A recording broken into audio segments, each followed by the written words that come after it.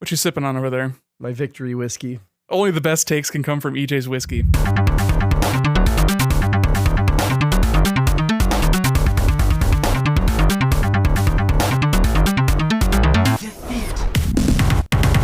Console Crusade Podcast, episode 100-something. I am your host today, Nick Durheim, and joining me, as always, is Chris Gillyfor. Hello, sir. Hacha. Doing it without EJ this week. Sorry, EJ. We love you very, very much. Doing it without our tall adult son. We wanted to offer viewers 65% less screaming this week, just as a treat. Viewers, that's even funnier. Nobody will see this. So, since we have to hold off on our Metroid discussion, we want to talk a little bit about some of the news that's happened in the past week, which is pretty light, as is usual. I mean, most of the time it's not going to be super intense unless it's summertime with E3 stuff or Game Awards, you know. Right. It's ideal for there to be a lot of big news happening all around the same time. I don't like it when it's sort of scattershot throughout the year. But we still have plenty of things to get happy about and talk about, as far as not really news, because it's things that we've already known about, but it's showing it in a new way. It's mostly just talking about advertising at this point. So, Chris, we have to talk about, I'm assuming you watched this trailer for Zelda, right? Oh, hell yeah. I ate it up. I didn't know if you would be at the point where you're like, do not show me anymore. Just give me the game.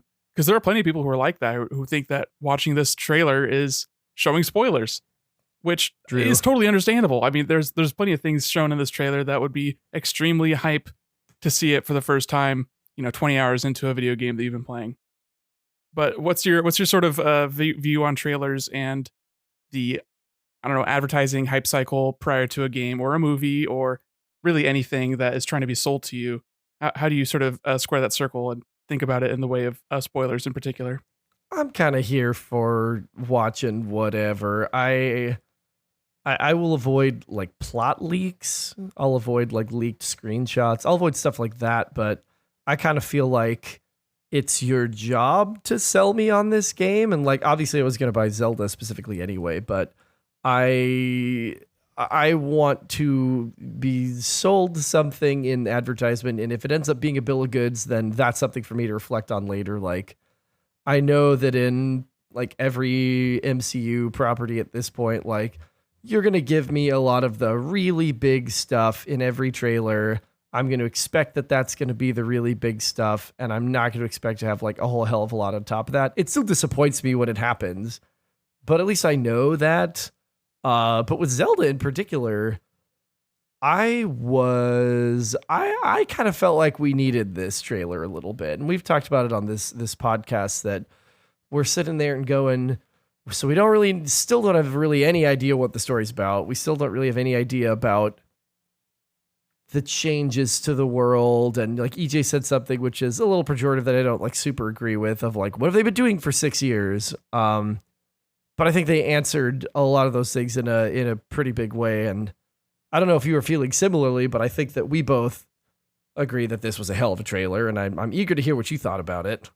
Yeah, I mean, we talked about this the last time. Well, it was in the February Direct when they ended with that other Zelda trailer, which was, I think, was at that point the third or possibly even fourth trailer for the game.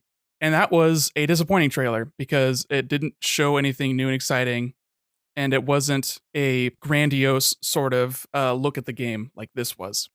And even the gameplay, I wouldn't call it a trailer, but just the gameplay walkthrough that we had with Aonuma a few weeks ago, I thought that was more revealing to what I'd be doing in the moment-to-moment gameplay. And that was something else that I wanted to see, but for this trailer in particular, this trailer sort of makes good on the extremely impactful trailer that we saw in January before Breath of the Wild came out. Yeah. Where it was not about the promise of what the gameplay was, because at that point, that was a year, 6 months after E3, where we had an hour-long showing of what the gameplay was for the game. So there was nothing that we were discovering in the trailer. That wasn't about what they were showing. It was about the way they showed it and getting fans excited and happy, and now we have this anticipation for a month from now when Zelda comes out. Before that, it was like, oh, it's going to be cool when Tears of the Kingdom drops. But now it's like, I'm counting down the weeks when it comes out. That's what this trailer was doing. It was building excitement. And I like that. I like to be excited about things. No, I agree. It gave me goosebumps, and just sort of, we've been sitting here and going, and Drew, if you're listening, spoilers for the Zelda trailer. I know that you're a guy who avoids a lot of them, so we're going to talk about some specifics now, and you should skip this part if you don't want to hear them. Well, just how about just like totally broad view at the trailer first, so Drew can listen to this part. It was nice to see a lot of familiar faces. It was nice to get a little bit more of a sense of what is the journey of this game? How is that journey distinct from Breath of the Wild? And also, again, to just keep feeding my like squirrel brain of Skyward Sword connection conspiracy theories, where I'm sort of like, oh man, like this is totally what I thought it was going to be, at least at this moment in time. I think so. Yeah, it was very sizzly. It was very sizzly. For sure. Yeah. And I think the thing that I've watched the trailer probably like 4 or 5 times at this point. Like it is one of those kinds of trailers where you can just put it on and you will feel something. And I think the thing that did it that the last trailer didn't have was the music. Yeah. This was a scored trailer. The choices that they made were so distinct and they followed through with them, and it's going to sound stupid, but this trailer has like movements. It goes from place to place musically, and it's reflected in the action that you're seeing on screen, the gameplay tidbits, the voiceover, all of that sort of feeds into this broad sort of musical piece. And it's going to be crazy because this music's probably not like this song, the way it's all put together, like parts of it will be in the game, but the music from the Breath of the Wild trailer wasn't in the game. Yeah. Like that is a distinct song, and it was so powerful and distinct that fucking Sakurai put it in Smash Brothers. Like that is an important piece of Zelda media. And that to me is just funny. Like that the marketing of this game is important enough to create a distinct song for it. So I'm really excited about just the music and just thinking about it. That's the thing that sticks out to me. I mean, obviously you and I think agree on this, that music is so impactful and so important. Oh yeah. And we're both drawn to the music in video games. And that's my big takeaway is the music. And yeah, seeing characters, like that's my one sort of gripe about the original Breath of the Wild teaser and like the trailer, the final, like not launch trailer, but like the last trailer before the game came out, was it sort of made some promises that I don't think the game itself actually kept with regard to, oh, what is happening with the story? I mean, we get this extremely emotional scene of Zelda crying into Link's arms, her like confessing her failure and her like having that emotional moment, but that wasn't really that wasn't the point of the game. Like they had that, it was in the game, but it was not the point of the game. So I get a little bit of tinges of that here, but I guess we can talk about that more spoilery when we get to it. This feels distinctly different to me because of the fact that we know we're going to be in real time, and that we didn't really know when we saw those specific clips that it was going to be that's like a flashback to the fall of Hyrule 100 years ago. Because I remember that trailer, like it seared into my brain of just like, oh my God, like this is amazing. And then it's like a flashback that just happens at whatever point you happen to collect that memory through the course of, for me, what was like a 290 hour experience. Cause I have a sickness called Korok seed hunting. Yeah, I don't know how much more vague I can be.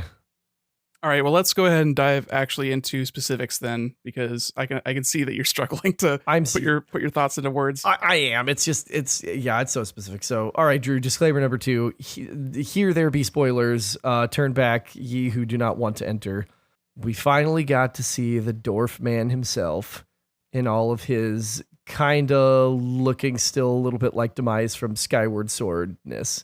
A couple of my friends made fun of me, or was sort of like, "Oh, like Demise, that's cool. Like, yeah, it's Ganon. Like, that's super cool." And they were like, "Well, that's Demise, Chris. Like, that's not Ganon." I'm like, "Fuck off!" Like, yeah, yes, it is. Like, they created language for it later. What the Hylians came to call Ganon, or Calamity Ganon, or whatever came later. But it's the same fucking thing. It's the same fucking thing. And like, nobody can tell me otherwise. So we got to see him, and in a number of times we got, of course, like the full like front shot of him after he's like rehydrated his wrinkly corpse. But seeing all the different shots from behind of all the energy like flowing out of his head, and just like the skin tone of the body and everything, I'm like, I really think this is like a restart of like the Seal of the Goddess and Demise and all that story, just based on seeing like Ganondorf again finally, which made me so fucking excited because this was the first game in a minute that didn't have Ganondorf. Breath of the Wild was. And I really liked that because Calamity Ganon felt like such a bigger, more overwhelming force. But I'm excited to have him back again. Like he is the antagonist that you want to see. It's like Ridley. Like you've got to have Ridley if you're going to do a Metroid game. And if you're not going to have Ridley, you need to make a damn good reason not to, aka giving us Kraid and Metroid Dread or Ravenbeak, which is still the best fucking final boss fight. Yeah, for sure. Yeah, so Dorf.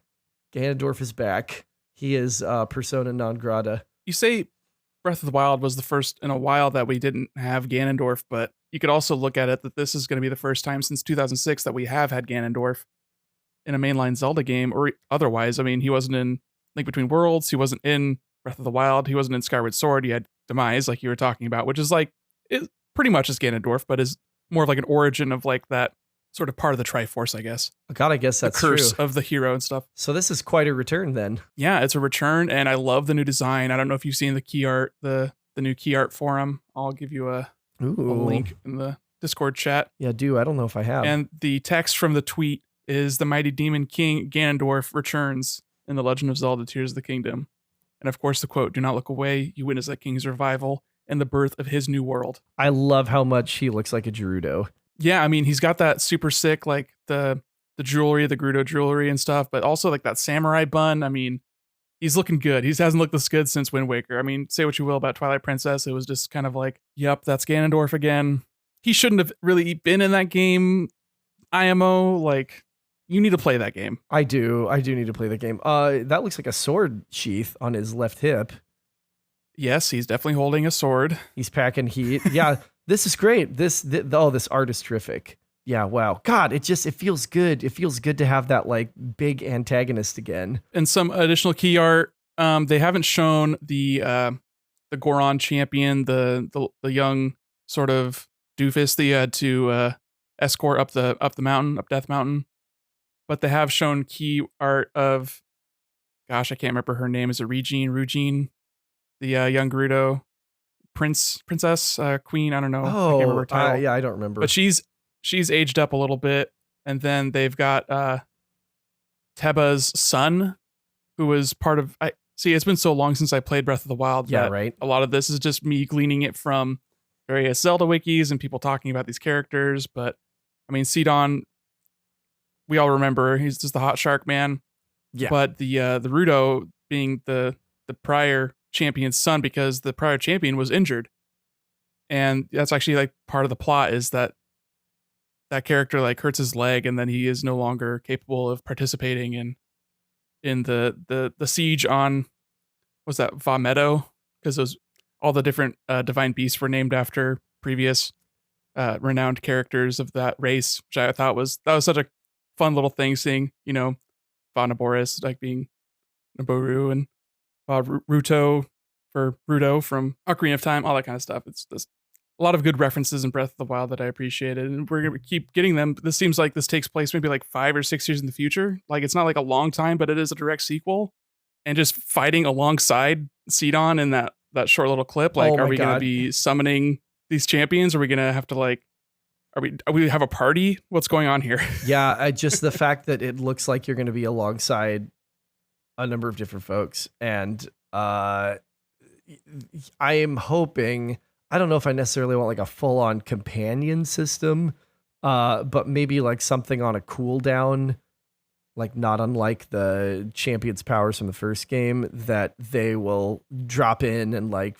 fuck shit up alongside you for a little bit and then pour it out, even if it's just like a limited sequence, which would be kind of disappointing. Because it's such an exciting concept to me, it would still be cool to have it for a little bit if it is where they're going to really sort of like tightly control when you get to do that. I wonder what that means. Does it mean that, are they going to put us in situations where we're really going to need backup? Is this going to be more of a cinematic tool? It made me wonder, which is also something that I would hope that a good trailer would do. It's like, ooh, I see that. What is that going to mean? Right, yeah, and they showed at least one sort of small clip where they had the 3 Gerudo, Zora, and Rito characters like lined up and attacking against, what is it, Gleenox or something like that, the big three-headed dragon from Zelda 1, which we had seen in previous trailers, just sort of very faintly off in the distance, but they showed more explicitly in this trailer. And they showed a lot of cool big baddies, Boss monsters. big sickos, boss monsters that you're gonna be fucking up. And it did not look like, oh, these are this game's version of Taluses and Hinox and that kind of thing. Because No. we've also seen, I mean, just that brief shot where Link is piloting the little mech, the little battle bot towards the encampment of bokoblins on the back of a Talus. Like, we're already getting sort of the evolution of those boss monsters, and now we've got like these real ass three-headed dragon dudes with a name. It's gonna pop up on the lower third of the screen, Gleenox, Terror of the Peaks or whatever. Like, there's gonna be Ocarina of Time homages galore with that kind of thing. That was probably the most exciting thing to me, because I liked the weird wind spider sicko. The wind spider sicko. I was like, what the? I paused on that like 2 or 3 times, just going like, do I know this boss? Is this a new boss? Because to me, it suggests, I don't want to hope, but between big boss monsters and between that one shot of the Gerudo underground desert, and the lava area also. Yeah, the lava area, and there's one shot of this big stone structure rising out of the sand in the Gerudo desert that I was like, please tell me this is a dungeon. Please, I need this. I need this for my well-being. Boss monsters, stuff rising out of the ground, environments that looked very foreign, like that you mentioned specifically. There was one that looked like it didn't have the same aesthetic of the shrines, but you were on the paraglider sailing through, and there's some like moving platforms. Oh, the Death Star looking thing? Yeah, and I was like, damn, like, oh, please, please, please, please let this be dungeons. Like, God, that would be so cool.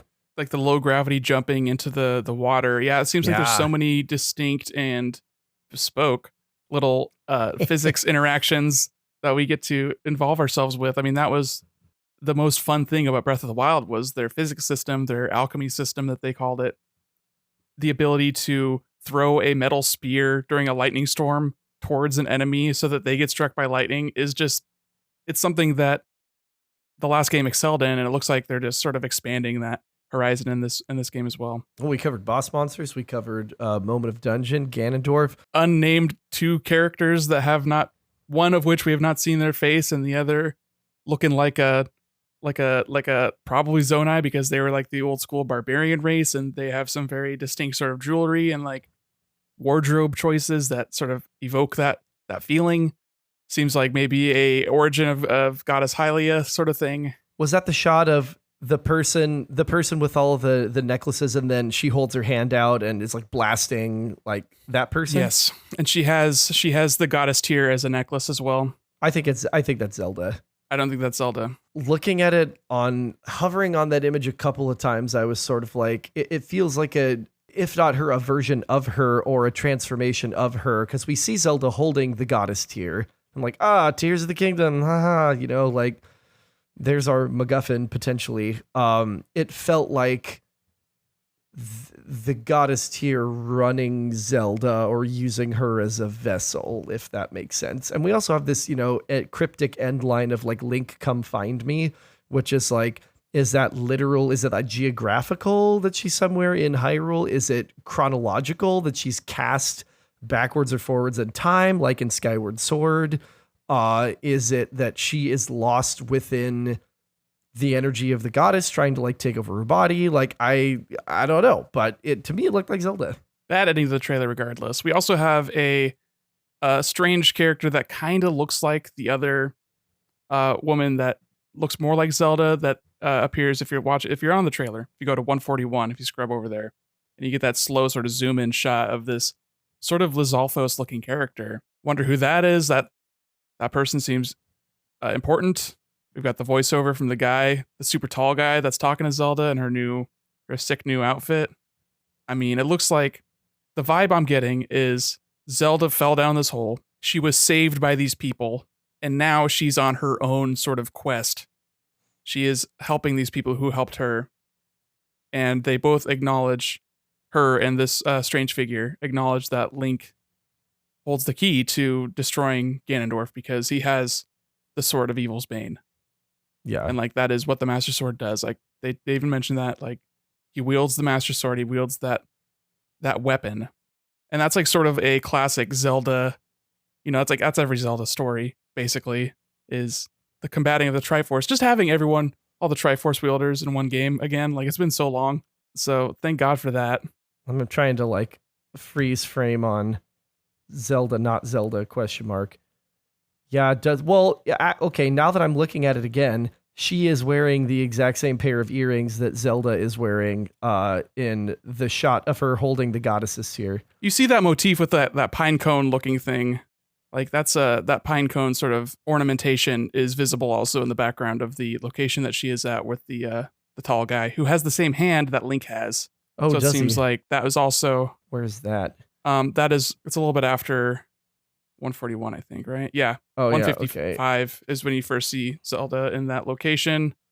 You see those ornamented they look like pine cones to me, but they also kind of look like dragon eggs. There's like scaled eggs. So it could be like dragon stuff. Khaleesi? I mean, that person earlier, you make that joke, but that's literally what they look like in Game of Thrones. That was a very important piece of media around the world wants to ape from it. I mean, we're going to be talking about Final Fantasy 16 in just a little bit, but I could even see that character at 141.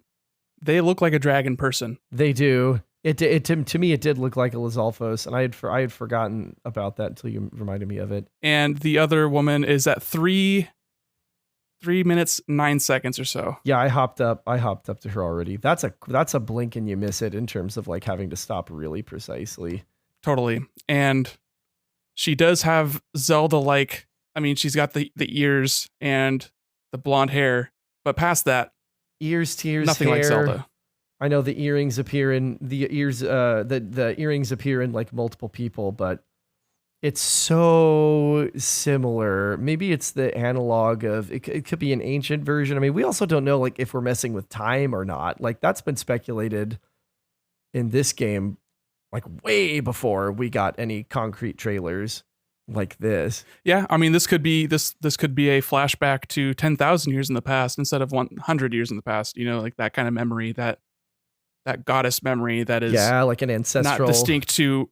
Yeah, exactly, an ancestral recall sort of scenario. Yeah, that's true. Could well be. And we don't even know also, like we've seen all this stuff with Link, but we know Zelda's kind of having her own little journey. Like maybe we're actually going to get some sections of her.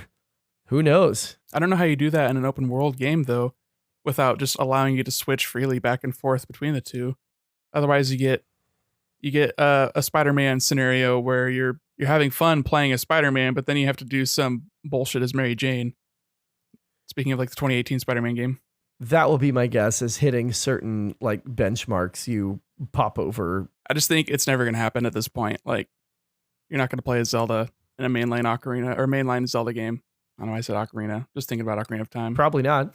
Anyway, any more thoughts on this trailer? I'm extremely excited for this game. Yeah, I'm ready to fucking go. That's supposed to be the week. It comes out on like the 12th, right? Or the 13th? 12th. Yeah, I'm getting back from Las Vegas on Sunday of that weekend. And I'm supposed to be spending that week with my curriculums from my different classes. Curricula, I guess, would be the grammatically correct plural of curriculum. I don't know how much that's going to happen that week. It is what Someone's it is. playing hooky. Well, I mean, the Right. semester will be over, so it's not like there's anything that I should be doing that I'm not doing. And I'll also have the whole week prior to that. I don't know. I'm not gonna not You'll get figure it it out. on You day always one. figure it out. I'm not gonna not get it on Right. day one. It's just a matter of how do I like ration my work hours and go like, okay, I'm gonna get up, I'm gonna eat, I'm gonna work until like 1 o'clock. Then I can just play Zelda the whole rest of the day if I fucking want to or whatever. I don't know. I will figure it out. I've got mine pre-ordered through Target, so it's just whenever they decide to actually ship it. I mean, I could be playing that game 2 days beforehand or 3 days after. I don't know. I don't remember when. Because I got Prime Remaster through Target as well, and I think that was a late shipping. But then a couple years ago, I got WarioWare Get It Together like 2 days early, so it's just a crapshoot. I'm not pre-ordering. I only pre-ordered Prime because I knew that that was going to be a limited release. But Zelda, every store on planet Earth is going to have Zelda on the shelves. So I am walking my ass in and I am buying it from my local Target or Best Buy or whatever, because I just don't even want to fuck with delayed shipping. I can't be the last one in group to have Tears of the Kingdom booted up. Yeah, I only pre-ordered it because it was on sale. So Oh, I want to buy that yeah. game and not pay $70. I will take that route. I can wait a couple days. You got that, and you pre-ordered Pikmin 4 too, right? Correct. Yeah, that was a great sale. Chris, tell me what new things you've gleaned from the Final Fantasy 16 State of Play.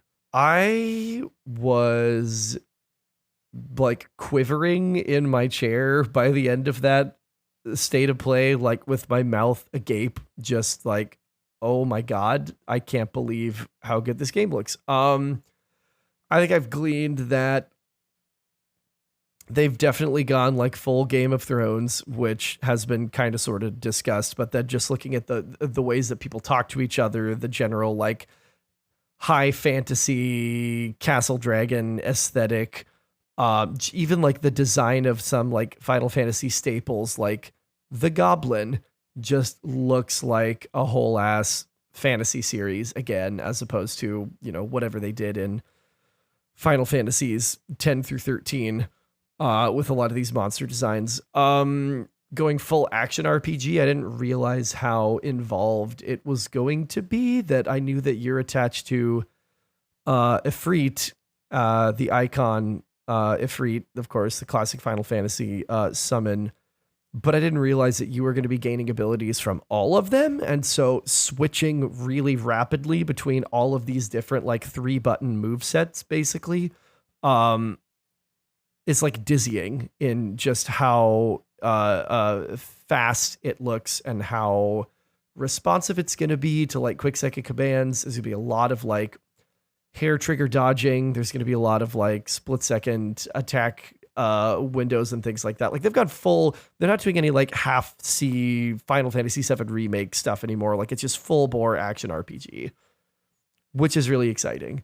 The voice acting actually sounds good, which I don't think I've ever said about a Square Enix game in like the history of time, except maybe Final Fantasy VII remake. But even then, sometimes I was kind of like, oh God, this is just like kind of anime schlock. And the icon fights just look like they're going to be tent poles of the entire game, getting between these gigantic boss monster battles where sometimes it's still very action RPG where you've got like 3 or 4 button commands and can dodge, but sometimes it's going to be so large and cinematic that each of them will be, as you like to say, Nick, bespoke encounters. That the fight between Ifrit and Bahamut is going to be very, very different in structure than the fight between Ifrit and Phoenix and the fight between Ifrit and Titan. Like they're all going to be really unique and have unique challenges and unique things to offer. Some quality of life improvements that I sort of went, oh my God, no one can ever not do these now. And you know me, I'm like team side quest forever, right? Keeping track of, oh, where are these side quests? Let me make sure I have them. How do I find them? Blah, blah, blah. They have completely and totally like removed the need for that from one of the player hub areas, Sid's hideout. You can access a map that you can look at each of the different regions that you've been to. It will show you exactly where the side quests are, and you can fast travel to any of them immediately from the player hub. That is so fucking useful to me. Like not having to just run around and go, where's that little like icon that tells me I can talk to them and get a side quest? Don't have to do that anymore. You can just go there and just do it. They want you to be engaging with all of this different content.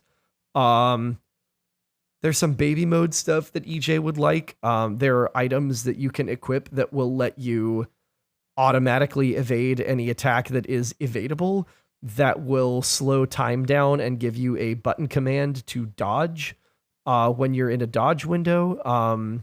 Something that will let you, rather than manually executing attack combos in different icon movesets, you can simply like press square repeatedly with this particular item equipped to do the combo with one touch. So they are aware that folks may be coming to this from different levels of skill and expertise with action RPGs, since this has been still pretty turn based or active time turn based, even in the case of Final Fantasy 15. Um, there's also a story mode which will automatically equip all of those baby mode items that will auto dodge for you and auto combo for you and stuff like that. If for people who want to experience the story, enjoy the beautiful world they've crafted, and holy shit, it looks absolutely stunning, captured on PS5. And not worry too much about, oh, I have to learn this system for this franchise I've been playing for 15 years and it's always been turn-based, right? Um, God, it just looks great. It looks fucking great. I've enjoyed what I had seen, but was kind of, I don't know, this is sort of the smoking gun, I guess, where they really feel like they've got a really good product on their hands. And I think I'm really glad I have it drafted in League, is what I think, because that's plus 90 for sure, and is going to be in the Game of the Year conversation. I think feel pretty confidently at this point it's going to be in the Game of the Year conversation. A lot of Final Fantasy 14 sickos out there. They're going to be like, yeah, this is our boy Yoshi P. Just watching the gameplay right now, I don't know if it feels like a Final Fantasy, if it's just one character being played the entire game. It's hard for me to feel like this game is still like in the lineage of Final Fantasy, even going back to 13. That was maybe poorly remembered by many, but it's still a Final Fantasy game. Final Fantasy 12 tried a lot of new things, but you have a huge party in that game. I feel like the party is so important to the character of the franchise that not having one still makes it feel like a different thing, if that makes any sense. It does make sense. I think you could kind of sort of apply the same argument to 13 and 15 in terms of like having non-playable additional characters that like you're pretty much only controlling like leader of party in those games. I thought you could play as the other characters in 15. I remember being able to watching someone play as Prompto and doing like the photography side minigame quest stuff. They had chapters that you could play of them that were maybe I was thinking of that. Yeah, I think they were free DLC, but they were DLC nonetheless. In 15, you will always have your loyal hound with you that will automatically do a number of things in battle, or you could issue manual commands to. And there are a number of characters who will be with you and will fight alongside you.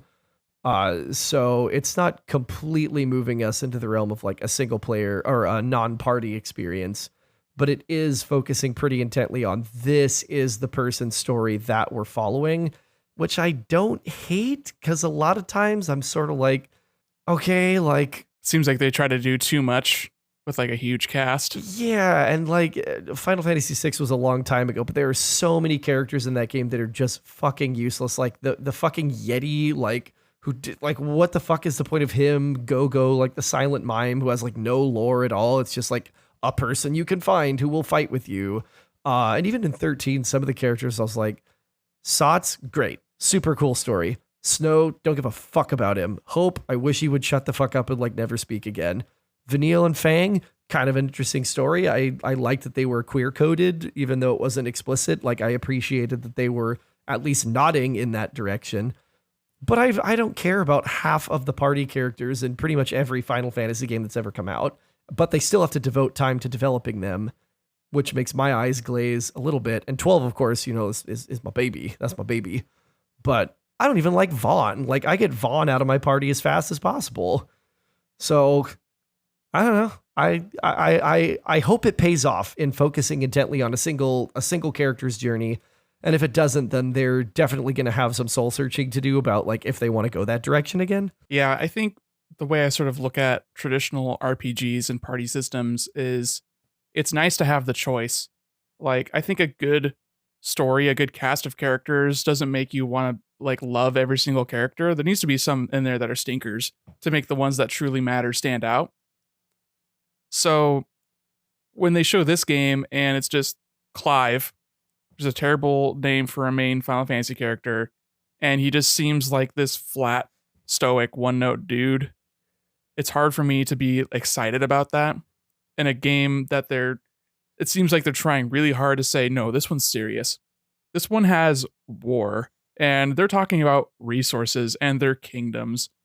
And there's a Moogle, but they're not going to have any like twee sort of dialogue from that Moogle. So the Moogle exists because it has to, not because they actually want to have any sort of whimsy in this franchise that is known for its whimsy and beloved because of that. So it's just weird that this is Final Fantasy 15 when this could easily be Final Fantasy : something something something. Yeah, I suppose. I mean, Final Fantasy for me has always been about like monster design as much as like, look, there's a Moogle, you know what I mean? And there are Chocobo, like people you ride Chocobo, and that's another sort of core creature. I wouldn't necessarily think like Clive is flat. I don't know how much of the like earlier stuff you have like read and watched, but he's definitely got a lot going on in terms of his development. I get Jon Snow vibes. Oh, I don't get that at all. Not from a lot of the earlier stuff, especially. That we're gonna start with him in his 20s. We're gonna see him in his teens and the things. We're gonna get like the tragic backstory. It like strongly implies also that his younger brother is either like murdered in front of him or is being forced to like live in the icon state as the Phoenix as a tool of war, which is like to me a pretty potent character motivation for somebody to be like, I have to go like unfuck this situation. Clive, I mean, I'm not thrilled about the name, but again, like they're going full Game of Thrones. They're trying to make it feel a little bit more medieval, a little bit more high fantasy. And I'm kind of here for it after all the fucking kookiness that has been happening. And I want some kooky because you gotta have a little bit of kooky. But basically, since Final Fantasy IX, it's been like post-apocalypse, and then we got a return to high fantasy in Final Fantasy 12. Super cool. Total 180 into the 13 trilogy, which I do consider like 3 distinct mainline games. And then Final Fantasy 15, where they're driving a fucking car around all the time. And I'm like, I would like something that feels a little bit more connected to the roots of this, which is literally in the title fantasy.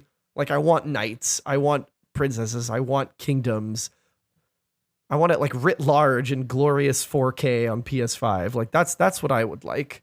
Yeah, I mean, you could talk shit about the car, but Final Fantasy 6 literally starts with 3 dudes in mechs walking towards a village. Final Fantasy 7, Cloud has a motorcycle. That was like a big marketing beat. So it's been part of the franchise's history for longer than it was without it.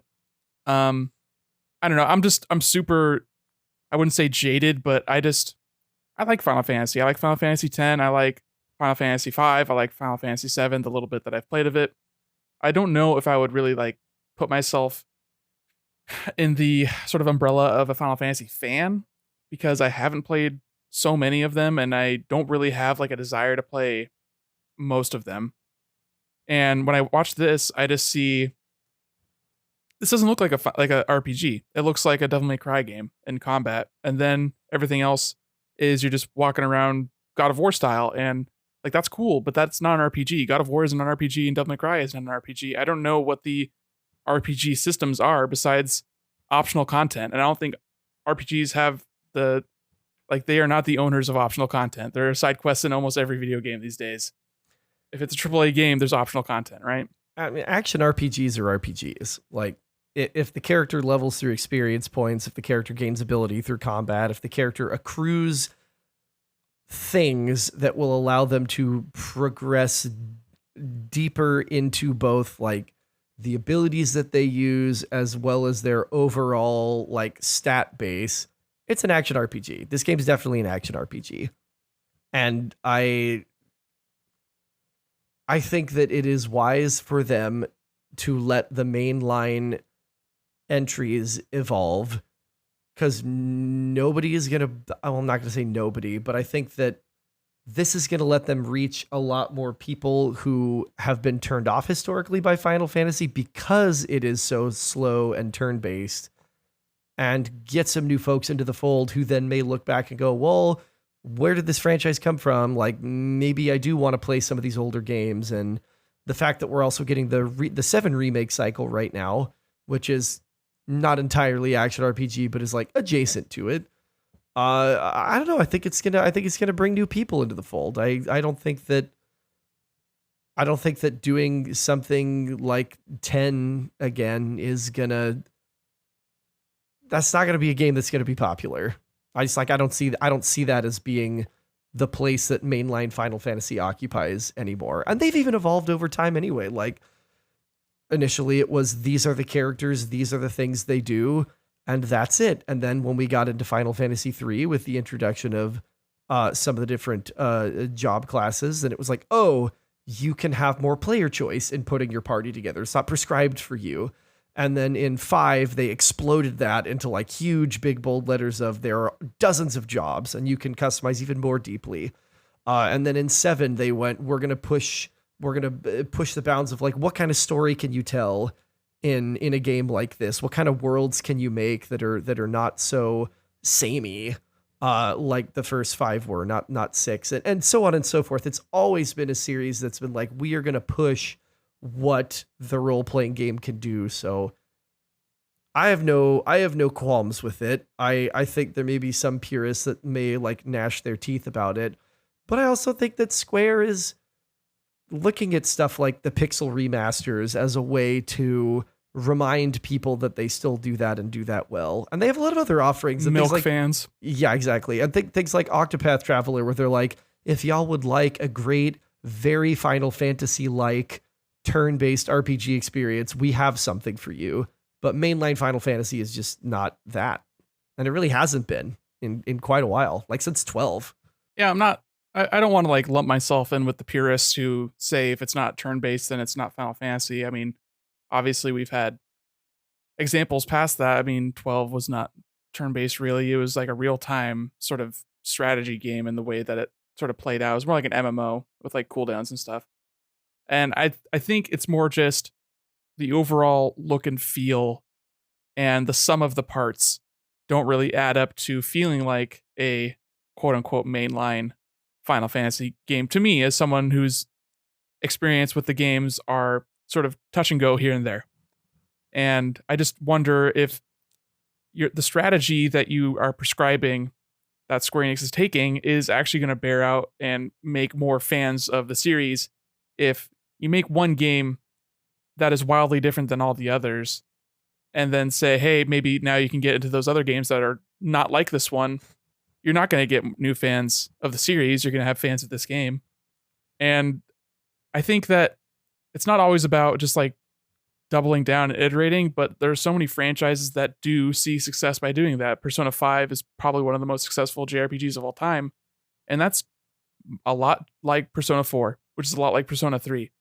And they make these small changes over time, but they still, I don't know what it was. I don't know what the inciting like incident was that caused Persona to gain so much success.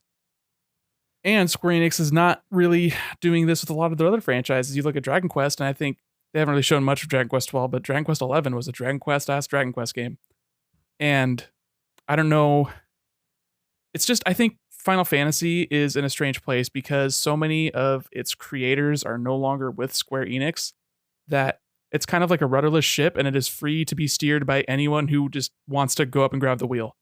So you get, I mean, it's even like a little bit different now because, God, what's the guy who does all the character designs?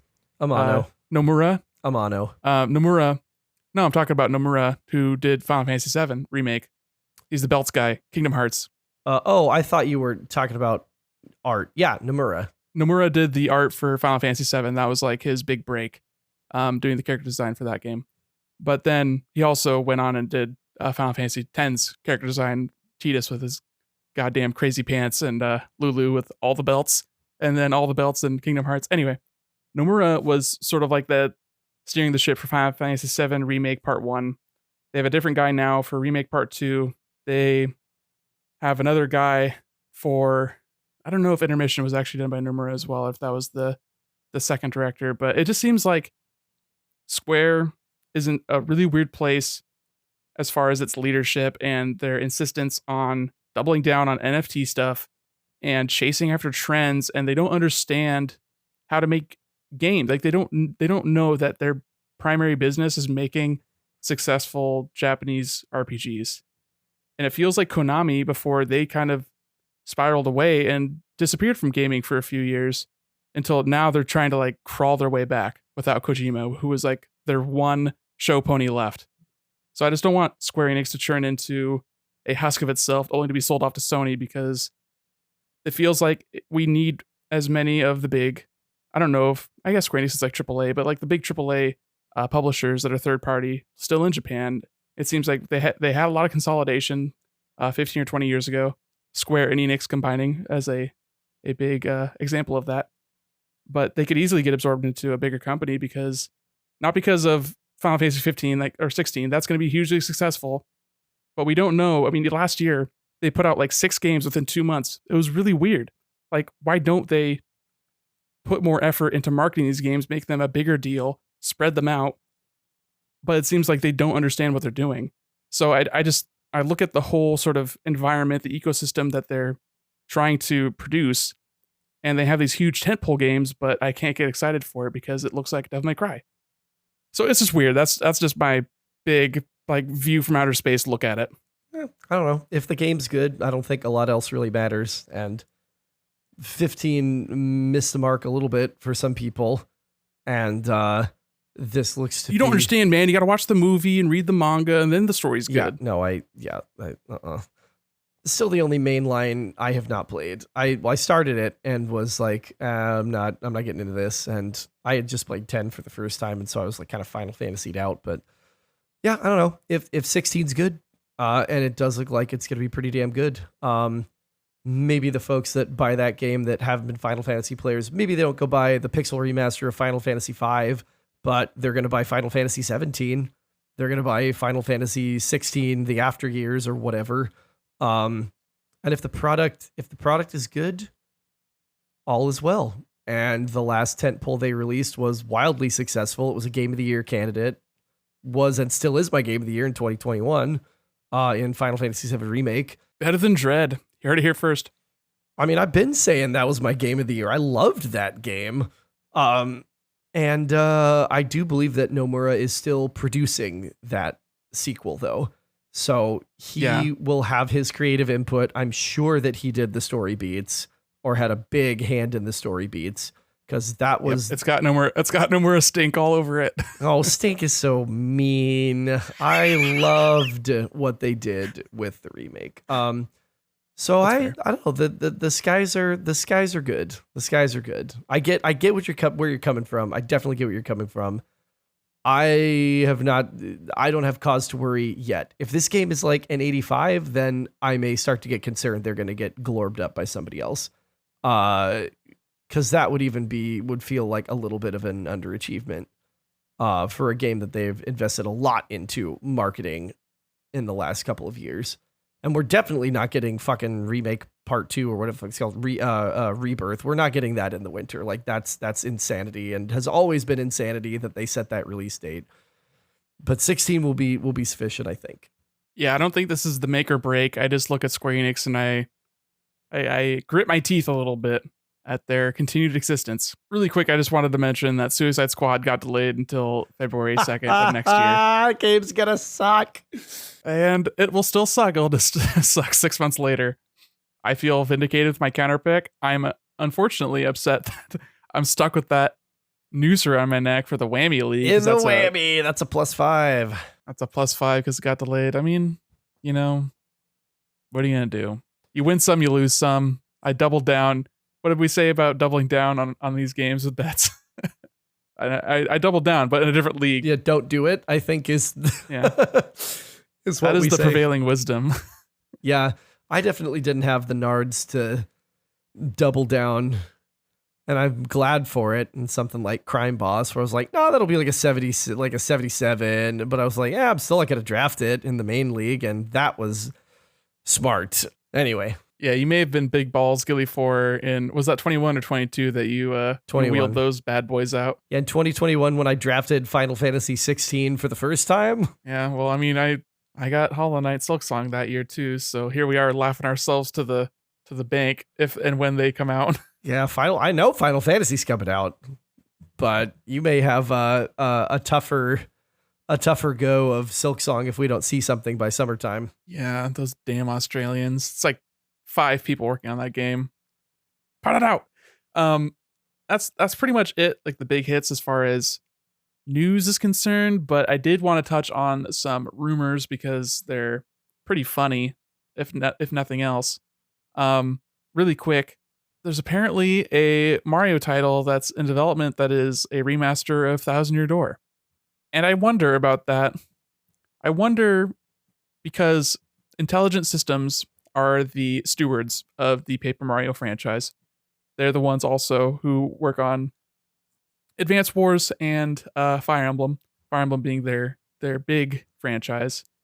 Advance Wars is coming out in next week? Not being handled by WayForward, that is, or not handled by Intelligent Systems, but instead being remade by WayForward. So I don't think there's a big precedent of Intelligent Systems being necessarily handcuffed to their old games. I think Nintendo can say, hey, so and so, why don't you remake this and make a quick buck, turn a quick profit, everyone wins. What would a remaster like this look like? I think because of the style of the game, it does not need a lot in terms of like animation or quality of life stuff. I think you could pretty much make it widescreen, upscale the assets, do some like repainting of that, maybe some small quality of life features like quick travel or something. I don't know, more save points. I don't know what the rough edges are in that game, but they could pop that out, and I think they would sell it for $60, and they'd sell 1 million copies, and fans would be super happy. Yeah, I was excited by it initially, and then I was kind of like you just said, like, what are you gonna remaster? Like upscale it, maybe do a reorchestration of the music, maybe, and then quality of life ? Like feels a lot more like Skyward Sword HD than Metroid Prime Remastered, where it's just a port, like a cash grab port, and I'll buy it because that game's fucking great. I'll totally buy it, but I'm gonna feel like a mark when I do because I just don't know what are you gonna remaster? Like, what is there to remaster? Like a 2D 3D Paper Mario game that's already so good. Like, yeah, I don't. It's gonna be a port. I would buy, if true, I will buy it. I wouldn't buy a port. I mean, it depends. How much would they charge for a port? Like if it was as much work as they did to Galaxy in the Mario 3D collection, like that, they made that widescreen, or I guess that game could have been widescreen, but like for 1080, I mean, they made it higher frame rate and they upscaled the assets. At that point, I wouldn't necessarily classify that as like a full-on remaster. It's not a big boy remaster like Metroid Prime was, but they could even, I mean, if they wanted to, they could add some like lighting systems. The lighting, I think, actually, no joking, Paper Mario Origami King is like one of the best looking games on Switch. It is beautiful, has amazing art direction. The way the lighting interacts with the paper and has that like that feel, it looks and feels like paper, I think is really cool. And I think they could do that much work to it, but I don't know if they would, is the thing. I don't know if that franchise has the juice. But I mean, Metroid doesn't really have the juice as far as like sales ceilings, so I don't know. But that was retro. That was retro working on this franchise that they're getting back into with Prime 4. It was like, here's some training wheels project for new people to like cut their teeth and work on something before they get to Prime 4. Yeah, that's a Prime 4 so it makes engine. more sense. Yeah, exactly. So that's why I was talking about. I don't think Intelligent Systems is working on this because they just shipped a game with Fire Emblem Awakening, not Awakening, but what's the name of that game? Encore, Engage, Enrage. It's Engage. I don't play it. Yeah, this post on Family Boards, which is an old school message board, with Nintendo heads talking about it's like, oh yeah, I scoped out some LinkedIn stuff and I shared this details with some other leakers, blah blah blah. So there's not really a lot of like indication on the scope or who is working on it or anything like that. So it's probably safe to ignore it, but Paper Mario heads are desperate and they want a return to the RPG formula. Yeah, speaking of a franchise that fucking lost its way in terms of its core gameplay mechanics, like I stopped playing that shit. I don't even think I finished Super Paper Mario on the Wii. I got a lot of the way. I may have finished it, but at that point I was like, this is not fun anymore. In fact, the only time I've touched anything even Paper Mario adjacent besides the replay for the game diary that never happened was the, EJ, when you're editing this, I am talking about you. is playing Mario and Luigi Paper Jam because Paper Mario was your third party member. And I was like, God, I heard that game was dismal. no, it was great. Who said it was dismal? That game was awesome. Most reviews, I think that game is like a Metacritic 70, Oh, I loved it. maybe lower. I loved it. I had a great time with it. To play, if for no other reason that I got to play an honest to fucking god like Paper Mario game again with like Paper Peach and Paper Luigi and doing different like folding things. And then they had I didn't like love this mechanic, but like big like 3-dimensional sort of arena combat in big origami machines. Um, yeah, but Paper Mario got to be a turn-based combatant again, and I was like, I'm kind of here for that.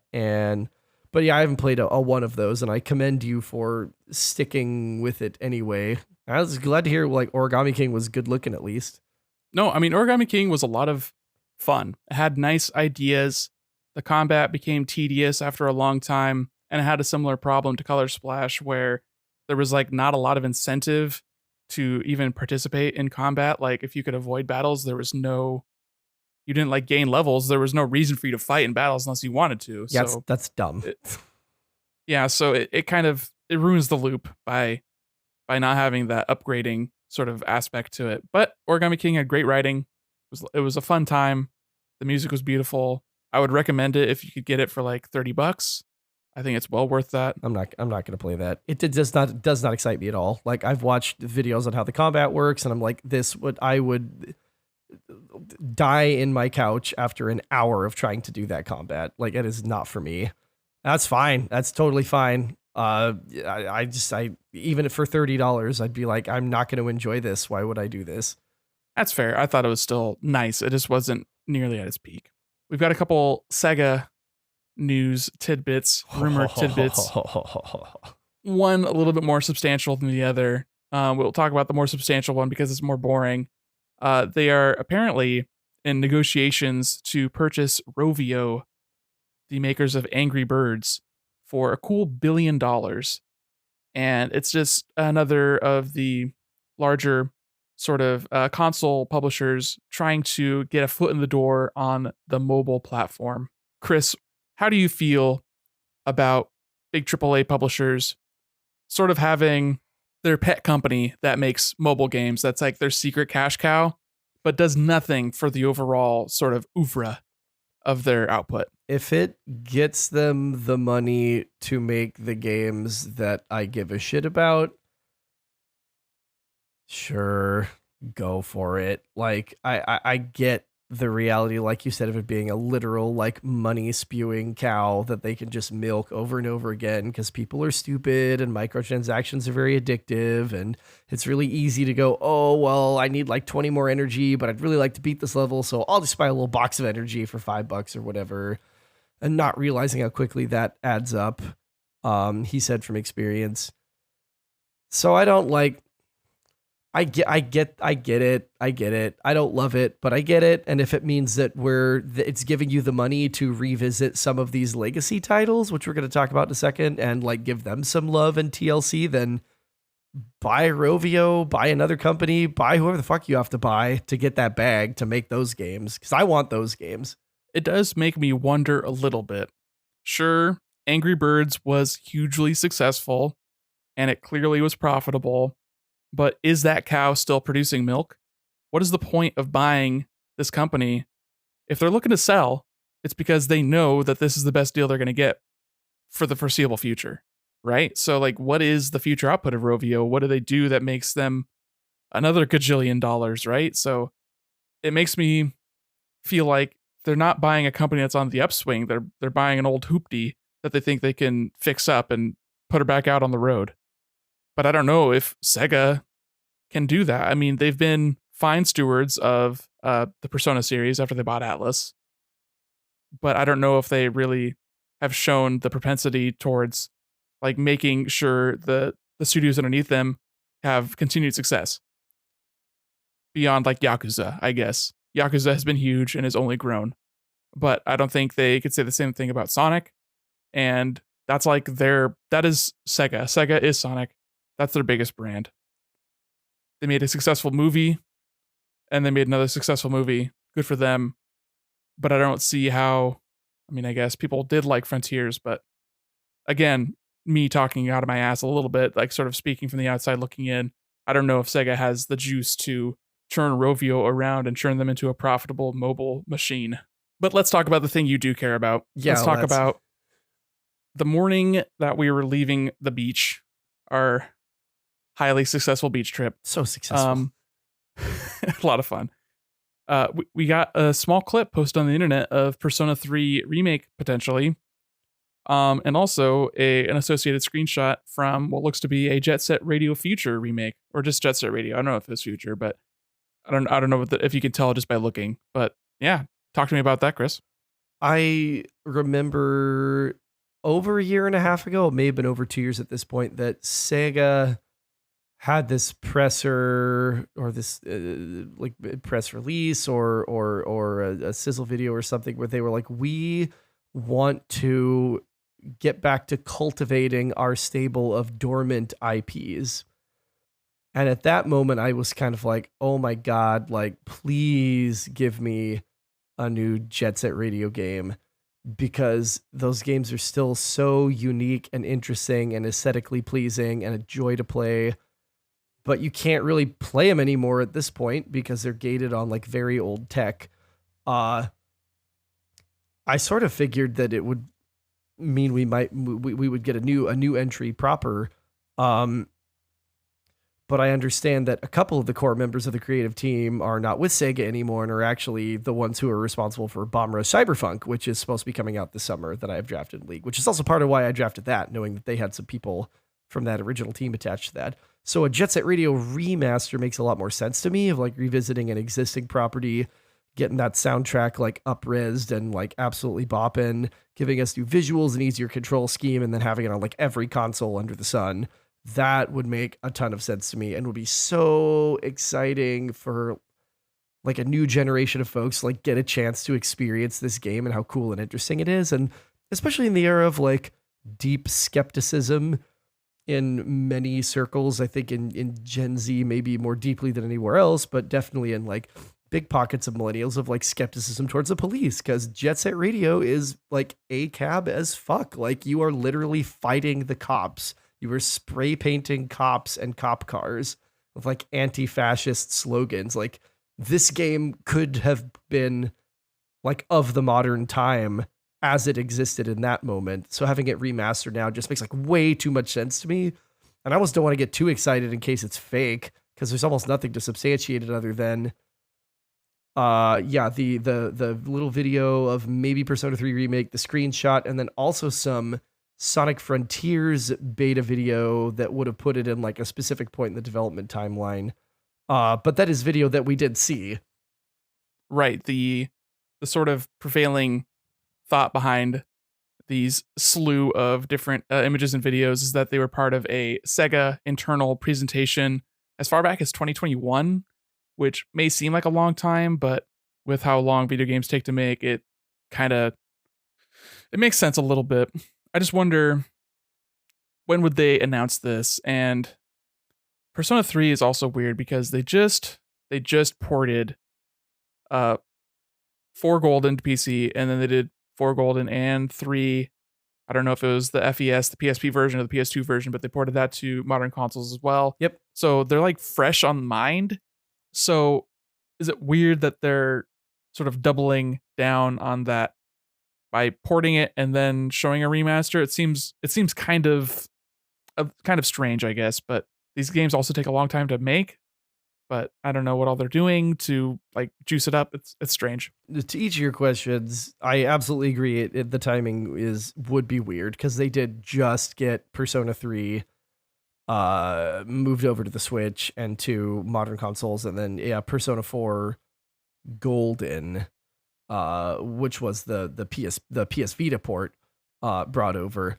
And I do think it is PS3P, Persona 3 Portable. That was what they did the port from. I don't think it was from the PS2 version. I think. Anyway, the timing is weird. There was like 3 different versions of that game, and it's like each one has additions and subtractions. So hopefully, I mean, I guess the the thought is hopefully that if they do remake it, that it's a best of all worlds. You get the female main character, you get the additional content at the end. Maybe you smooth some edges, you increase animation fidelity, all that kind of stuff. Uh, the quality of life features that they have continually added with each Persona entry, you'd hope that would be in there as well. So, I mean, I'm not into the Persona franchise. I've played about 20 hours of Persona 5 and it seems fine. I don't know if I'm ever going to get back to it. Maybe, I don't know. But uh, the fans are hungry and they want to buy as many of the games as possible. But it seems like Atlas is very slow in putting them out. And I think the Shin Megami Tensei, which they showed at that same Switch reveal that we are talking about with Breath of the Wild, and then that game came out in 2021, like at the end of 2021. That game took them 4.5 years to put out after showing it. So these games, they take their time, which is, great, but slow cadence, and Sega's not, maybe, I don't know if that's a thing where if you throw more money and more people at it, that they would churn out faster. And if they do churn out faster, will they churn out worse? So obviously, I don't know what I'm talking about, but it seems like it takes them a long fucking time to put out these games. Yeah, I think if the remake is real, it's not coming out till like early next year, which would be a full year after the ports. So that it's in mind, but not like top of mind. And they're going like, wait, is Right. this is this the remake? Is this the port? Like, which version am I buying? Also, if this Jet Set Radio is real, if it has been in development, potentially as long as 2021, they're going to announce that thing within a month of Bomb Rush Cyberpunk's release date in the summer. I think that just seems like the clearest and smartest thing to do is to just steal their thunder and go like, hey, I know y'all were really looking forward to this spiritual successor. We're giving you an actual ass remaster and yanking business away from that like indie development team that's got some of their old devs and back over to them. Like that seems like the move if this is in fact real. So I would think like a June announcement, which would be like right around E3 time. Like, is Sega doing a direct? Is Atlas doing, or like a presser? Is Atlas doing anything? Like, I don't know if they do anything specific on their own now because they're owned by Sega. But I would think that would be the time that they would lift the curtain. Atlas and Sony have been very close as far as announcements and co-marketing. So I could see Persona 3 remake being announced at Sony's also rumored May presentation, their Sony Showcase, their more big boy presentation. I mean, the state of plays have been very much focused on smaller things or singular things, but a showcase is it's their direct. It's the big AAA stuff. It's where you're gonna see Spider-Man. So I could see that happening. I could see that being part of it. As far as Jet Set, I think it's such a niche and cult sort of underground kind of classic at this point that I don't know if it really gets to the main stage like that, unless it is incredibly imminent. But I also could see Microsoft wanting to talk about that because there's a history there with Jet Set Radio Future being an Xbox exclusive after the Dreamcast died. Yeah, that's and true. Sega sort of sowing their oats and like taking their IP to different console like platforms and saying, hey, Nintendo, you make sense for Sonic. Hey, Xbox, you make sense for this weird bullshit, Jet Set and like Crazy Taxi, and like they sort of shopped it around. So there is history with individual platforms. So I could see that showing up at an Xbox thing, which they are doing something in beginning of June as well, when E3 would have been, but then it died. So it's just whatever happens there. That would make perfect sense for it to go to Microsoft because you can play the original Jet Set Radio through Xbox Live on the One. I don't know if it's on the Series X and S or not. I'm ignorant to their ecosystem, to be honest with you. But I know that it was very recently playable, the original. That would make a lot of sense.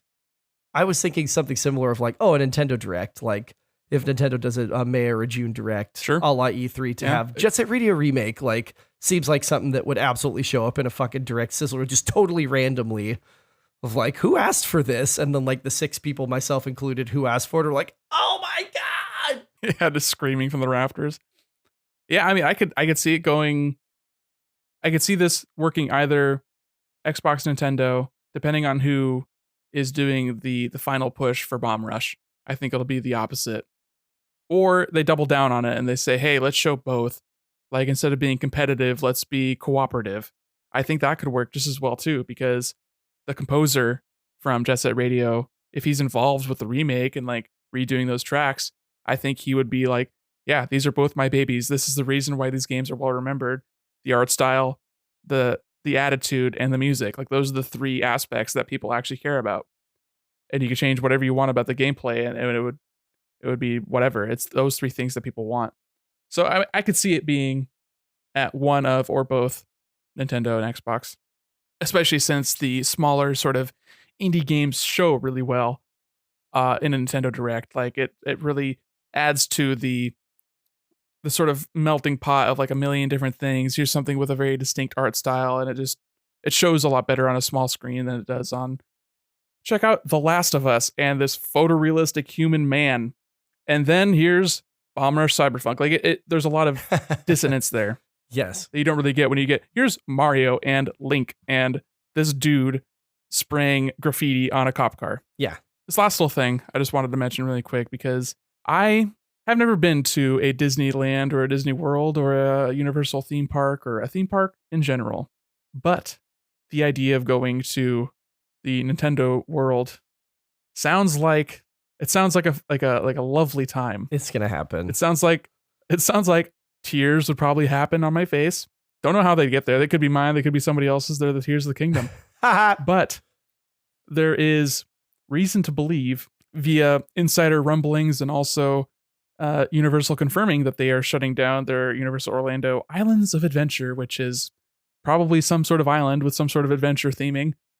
But people say that it's getting rethemed to The Legend of Zelda, which if you were Nintendo and you are now rolling out of bed to your sweet, sweet millions of dollars off of the Super Mario Brothers half movie, a bill and you're already.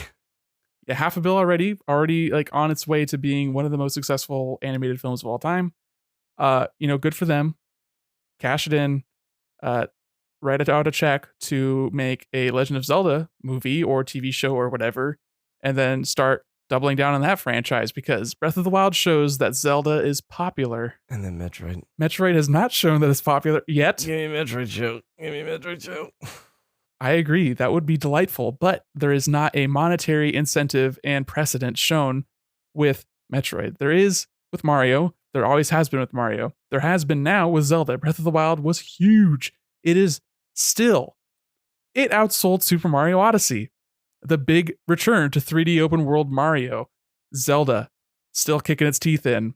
That is unprecedented. Zelda has never outsold Mario, especially not the 3D ones. So, them doubling down on Zelda, expanding it out, leaning into it, making lifetime fans of Link and Zelda and the music and the world of Hyrule makes total sense to me.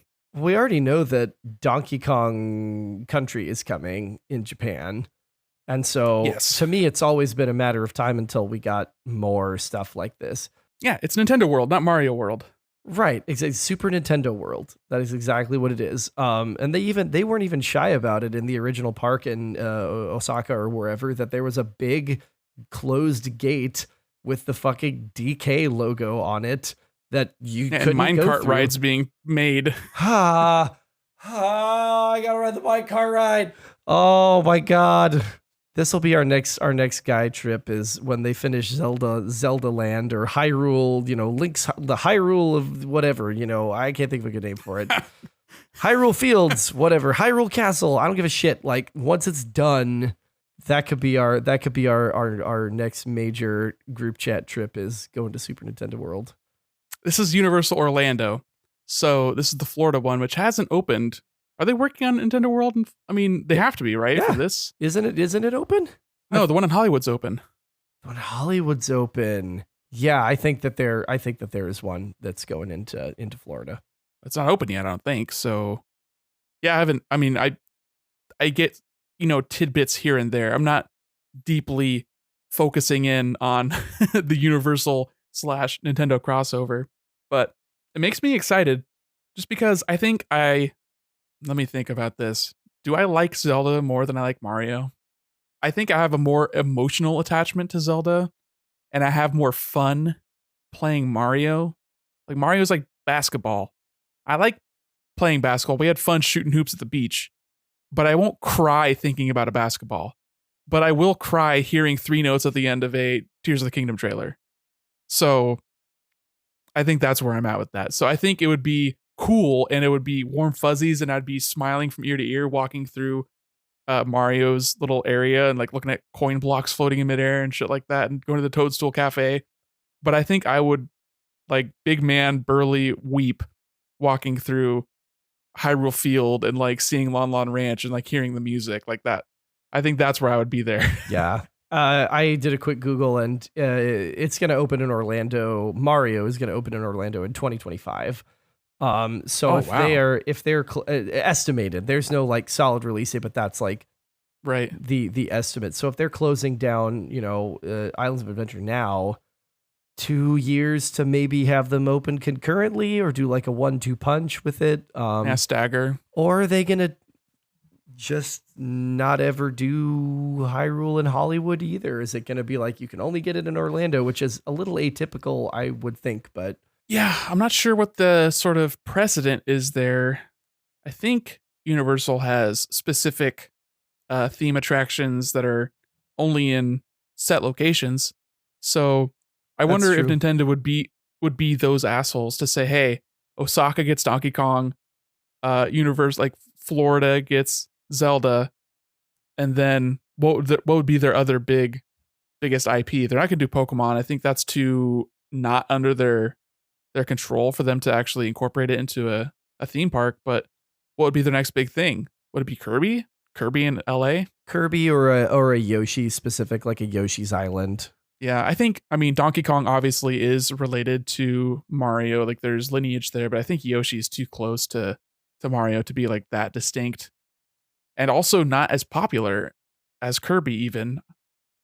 I think there would be a benefit to have a more distinct property to coincide with Mario. It seems like they've doubled down on Mario Kart being the ride. Like that is the thing, which makes sense because that is the big game in the franchise is Mario Kart. That could mean if they did Kirby in Los Angeles, we could get Kirby's Air Ride. Or Gourmet Race.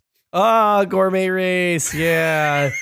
It's running around. Just being chased by trumpets. Yeah. I just want to pick up these little milk bottles and hamburgers. Oh! Now I'm just thinking about the mini games in Forgotten Land where you're making the food for the customers or you're fishing. Oh, that game's so good. Yeah, Forgotten Land's great. Great game. Top 100. I think that's all we've got for this week. Unless you've got any more little things, if you wanted to give any updates into your Hades journey. I know you've been talking about it fully. I mean, you've basically talked about it fully at this point. So I don't know if you have anything to add there. No, I'll gather my thoughts well, we can't do it next week. I'll gather my thoughts, but I am functionally I've complete the game to the level in which I feel like I've gotten everything that I need to converse about it. I'm sort of grinding for platinum at this point, doing like a run here or there just to like move a couple dialogic options forward and trying to get the last like legendary boons and duo boons from the Olympians, which are kind of a big pain in the ass to grind because so much of it is RNGs related. And so I'm kind of like, ugh, if I've maxed all of my like character affections that I could communicate with before I get those, I think I'm done. But hopefully I'll hit those before I hit the others so that I could be like, okay, I did it. Like it's platinumed as far as I'm concerned. No, I don't know. I don't think I need to do any real updates. Just really enjoyed chatting news, both true and potentially true. Right on. Yeah, I mean, yeah, same. I just been still playing Moonlighter. It is still a nice time. This is not breaking into my top 100 or our top 100. It is a bit thin as I keep playing it. Once you get through a dungeon, you kind of see like that's the loop.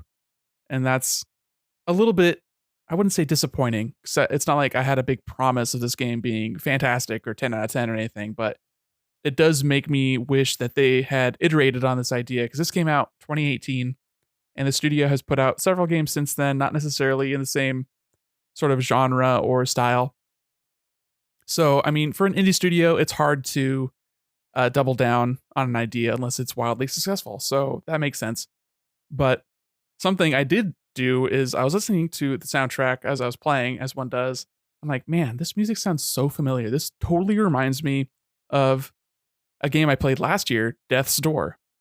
I was like, I wonder who composed this. And I look it up, and it's the same composer as the guy from Death's Door. Yeah, so, you do this all the time. You've got such a fucking ear for it. Like when you're like, oh, Pluck, yeah, I think it's the guy. It sounds like the guy who did Rise of the Silver Surfer on the NES. And I'm like, just like, how the fuck how do you even know that? Like, who knows that? Sickos know that, I guess. It's a vibe, but if you hear this music and you hear Death's Door music, you would make that connection too. And that's still a game that I want you to play, so you would get a huge kick out of it. It is a great top-down 2D Zelda-like, and I do recommend it. Well, I do have Moonlighter. I got a physical copy at your behest at the beach, and I've done a couple runs. I've started making some money, started putting some improvements in. I'm kind of like alternating, toggling runs. So I'll like do a run in Hades, and then I'll like do a dungeon run and a sail loop in Moonlighter, and then save, and then like do a run in Hades, and just like bounce back and forth, and kind of running out of time before I head back up to Anchorage, and it's, you know, just basically Zelda all summer and whatever else I want to play on the Switch. So yeah, I think it's some PlayStation games I could reasonably beat in like 3 or 4 weeks. Yeah, when are you going back up there? May 17th. It's like just about a month. Oh, damn. Yeah, you're going to be playing Tears of the Kingdom on the flight up there. Yeah, I most definitely will be doing that. Get my little OLED turbo kickstand whipped out on the flight. And I remember playing, I don't know if I told this story on the podcast, but you know, got Zelda launch day, which I think was a Tuesday. I don't know why I know that, but nope, it was a Thursday night. Thursday? Okay. Well, I had the T right. I was close. And I think I think Friday, no, that weekend, I don't remember which day, I flew down to Santa Maria to audition actors at PCPA for the first season of Penguin Productions. And I had my Switch out on the flight, propped up with the little kickstand, the shitty little flippy kickstand, playing Breath of the Wild. And the flight attendants are coming by and like, you know, giving us our like pretzels and drinks or whatever. And he like hands, you know, over to the person in the middle seat and the window seat, and he kind of hands me mine, and he looks and he's like, "Is that what I think it is?" I'm like, "Yeah," and he's looking at it, he's like, that's really cool. It was just like fucking floored. And then a couple weeks later, I'm like riding the bus into Portland. I was still teaching at the Northwest Children's Theater at that point, and I have it, you know, I got my headphones in, and I'm like sitting on the window, and somebody comes in, and he like sits down next to me, and he kind of looks over, and then looks over again and goes, "Oh my God, it looks so much better than I thought it was going to look in handheld." He's like, "That's just incredible." People just like gawking at this Switch out in the wild because it was so hard to get, and like we had waited so long. And anyway, it was brand new. Yeah, that was cool. I remember, I don't remember how long after the Switch came out. It was at least several months, because I think I was playing, what was that, Mario and Rabbids Kingdom Battle? And that came out in like August, I want to say. And I had driven my mom to the dentist because she was going to get some anesthesia, so she couldn't drive back. So I dropped her off, and I was waiting in the waiting room. And this lady came in with her son, and her son was getting dental work done. So he went back with his dentist, and she like was like looking at the Switch. She's like, "Oh, I heard about that thing. Is it fun?" I'm like, "Yeah, it's a lot of fun." It's like, she was like, "I think my son wants it, but I don't know if he's getting good enough grades or something." Like, I mean, it was summertime, so it wasn't talking about grades, but something like along those lines, you know, just like shitty little small talk with a stranger. And I was like, "Yeah, you know, that's funny." I wasn't expecting this interaction to happen just at the waiting room in the dentist, but yeah, so it goes. We were good ambassadors for the brand in the early days. Oh yeah, that's me. Brand ambassador. Anyway, thank you for listening and for joining me on this recording, Chris, and our listeners back at home. If you like listening to us and you want to hear us talk about the shit you have to say, you can reach us at feedback@consolecrusade.com. You can shoot us an email, and we'll talk about it on the air. And maybe you can prompt us with some hot discussion, just like the robot did last week. Yeah, please. I haven't even checked the email. Please Who email knows? us. What if we got an email? Someone email us, please. I would love to be prompted. I'm just betting. Nope, we've got WordPress ads. So it seems like EJ's been putting in the work. Good for him. EJ, thank you for editing this if you edit it. And if you don't, then thank you, Nick, for editing this. Nick is me. Console Crusade podcast. I didn't do it. I didn't say the thing. Console Crusade Sleepcast, or like something where I'm like trying to end the show. Like, I didn't do it. Some shitty pithy remark. Well, I mean, we only recorded for an hour and 40 minutes, so that's like an hour and a half chopped down. Well, yeah. I'm just self-conscious about it now.